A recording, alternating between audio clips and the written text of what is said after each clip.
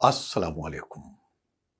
Voice of America Washington کی Urdu service کا programme ہے خبروں سے آگے، اور میں ہوں خالد حمید۔ ناظرین، گزشتہ ایک ہفتے کے دوران اسرائیلی فورسز نے غزہ کے جنوبی شہر رفح میں مزید اندر تک پیش قدمی کی ہے۔ اس میں ٹینک اور فضائی حملے بھی شامل ہیں، اور یہ اس سب کے باوجود ہے کہ دنیا بھر کے ملکوں نے، اقوام متحدہ نے اور امریکہ نے بارہا اسرائیل پر زور دیا کہ وہ رفح پر حملہ نہ کرے، جہاں لاکھوں فلسطینی شمالی غزہ میں لڑائی سے بھاگ کر پناہ لیے ہوئے ہیں۔ شمالی غزہ میں اسرائیلی فوج کے حکم پر مہینوں قبل جنوبی غزہ میں آنے والے 13 لاکھ فلسطینیوں میں سے اقوام متحدہ کے فلسطینی پناہ گزینوں سے متعلق ادارے کے اندازے کے مطابق تقریباً 4.5 لاکھ افراد کو اسرائیلی فوجی کارروائی کے باعث نقل مکانی پر مجبور ہونا پڑا ہے۔ فلسطینیوں کا کہنا ہے کہ اسرائیلی فورسز رفح کے علاقوں پر مسلسل بمباری کر رہی ہیں، جبکہ وزیر اعظم نیتن یاہو نے صدر جو بائیڈن کے اس اعلان کے باوجود کہ اسرائیل کو بھاری ہتھیاروں کی ترسیل روک دی جائے گی، رفح پر حملے جاری رکھے ہیں۔ اور اسرائیلی مسلح افواج کے اعلیٰ ترجمان ریئر ایڈمرل ڈینیل ہیگاری نے کہا ہے کہ اسرائیلی فوج کے پاس اتنے ہتھیار موجود ہیں جتنے رفح اور ایسی دوسری ان کارروائیوں کے لیے درکار ہیں جن کی منصوبہ بندی کی گئی ہے۔ غزہ میں قائم 8 مہاجرین کیمپوں میں سے جبالیہ سب سے بڑا کیمپ ہے۔ یہاں لگ بھگ 1 لاکھ مہاجرین آباد ہیں۔ یہ ان فلسطینی خاندانوں کے افراد ہیں جو 1948 میں اسرائیل کے قیام کے وقت ان دیہات اور علاقوں سے یہاں منتقل ہوئے تھے جو اب اسرائیل کا حصہ ہیں۔ اسرائیلی فوج کے ترجمان ریئر ایڈمرل ڈینیل ہگاری کا کہنا تھا کہ گزشتہ ہفتوں میں یہ نشاندہی ہوئی تھی کہ حماس جبالیہ میں ایک بار پھر اپنی عسکری استعداد کے حصول کی کوشش کر رہا ہے، اس لیے اسرائیلی فورسز نے یہاں کارروائی کی ہے۔ رفح پر حملے کے بعد واشنگٹن نے اسرائیل کے لیے زیر زمین کانکریٹ کے مضبوط بنکروں کو تباہ کرنے والے بموں کی فراہمی روک دی ہے۔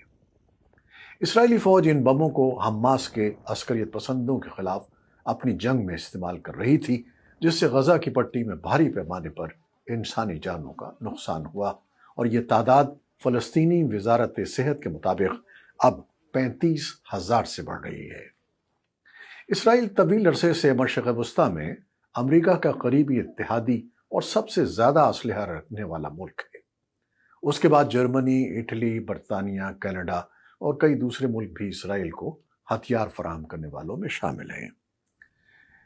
اسرائیل حماس جنگ شروع ہونے اور بڑے پیمانے پر انسانی ہلاکتوں کے بعد اس سال کینیڈا اور نیدرلینڈز نے یہ کہتے ہوئے اسرائیل کو ہتھیاروں کی فراہمی روک دی کہ غزہ کی پٹی میں ان کے ہتھیاروں کے استعمال سے بین الاقوامی انسانی قانون کی خلاف ورزی ہو سکتی ہے، جس سے شہری ہلاکتوں اور رہائشی علاقوں کی تباہی کا خدشہ ہے۔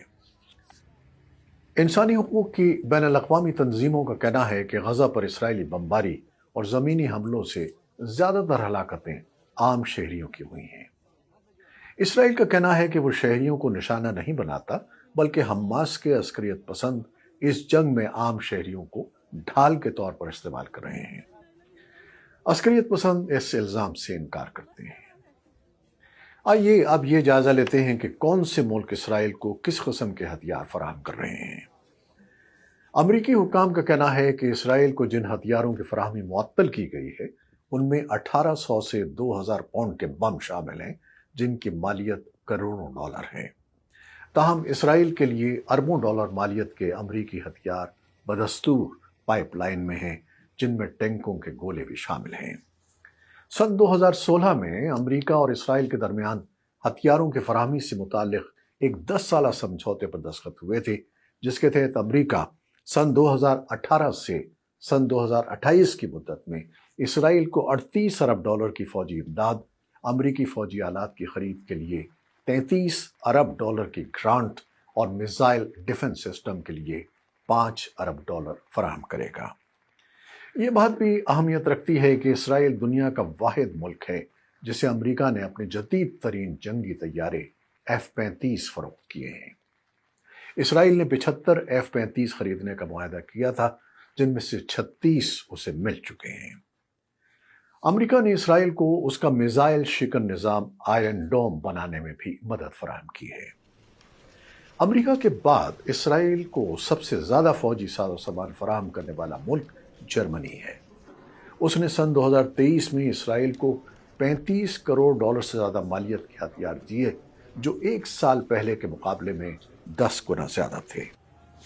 ان میں سے زیادہ تر ہتھیار 7 اکتوبر کو اسرائیل پر حماس کے دہشت گرد حملے میں 1200 اسرائیلیوں کی ہلاکت کے بعد جنگ شروع ہونے پر اسرائیل کی درخواست پر فراہم کیے گئے۔ غزہ کی پٹی میں بڑے پیمانے پر انسانی ہلاکتوں پر بڑھتی ہوئی بین الاقوامی تنقید کے بعد جرمنی نے محتاط رویہ اپنایا ہے اور اب اس نے اسرائیل کے لیے کم ہتھیاروں کی منظوری دی ہے۔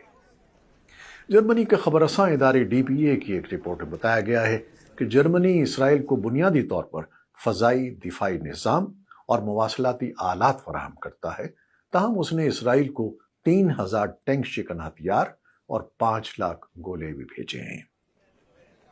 اٹلی اسرائیل کو فوجی ہتھیار فراہم کرنے والا تیسرا اہم ملک ہے، لیکن اٹلی کی وزارت خارجہ نے 9 مئی کو یہ تصدیق کی کہ ان کی حکومت نے غزہ جنگ شروع ہونے کے بعد سے ہتھیاروں کی نئی برآمدات روک دی ہیں۔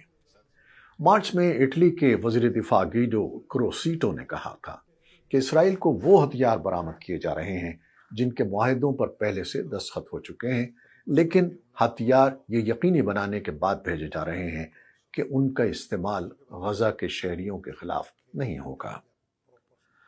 برطانیہ اسرائیل کو ہتھیار فراہم کرنے والے بڑے ملکوں میں شامل نہیں ہے، اور وہ اسرائیل کو براہ راست ہتھیار نہیں دیتا، بلکہ کمپنیوں کو ہتھیار فروخت کرنے کے لائسنس دیتا ہے۔ پچھلے سال برطانیہ نے اسرائیل کو تقریباً $5.25 کروڑ مالیت کا دفاعی سامان فروخت کرنے کے برآمدی لائسنس دیے تھے، جو زیادہ تر گولہ بارود، ڈرونز، طیاروں اور ہیلی کاپٹر کے پرزوں سے متعلق تھے۔ تو جناب، جنگ جاری ہے اور ہتھیاروں کی فراہمی بھی جاری ہے۔ دنیا بھر کے دباؤ اور جنگ بندی کے لیے ثالثی کی کوششوں کے باوجود لڑائی رکنے کا نام نہیں لے رہی۔ آپ کیا سمجھتے ہیں کہ بالآخر اس تنازع کا انجام کیا ہوگا؟ اس کا حل کیا ہے؟ اپنی رائے ضرور دیجیے گا، انتظار رہے گا۔ اجازت دیجیے، خدا حافظ۔